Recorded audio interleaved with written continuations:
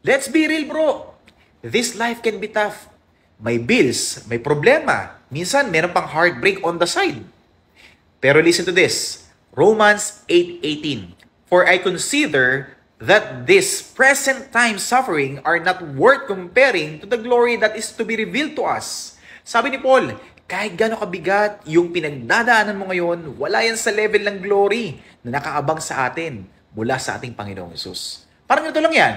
Kung nag-gym ka, nag-workout ka, sumasakit ang katawan mo, nagpapawis ka, nagpapagod ka, pero worth it. Bakit? Kasi lalaki muscle mo, may gains. Ganon din kay Lord. Yung hirap mo ngayon, temporary lang yan.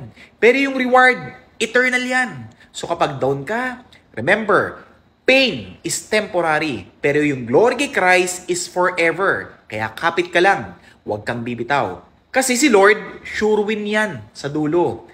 Basta make sure that you have a genuine relationship sa ating Panginoong Jesucristo.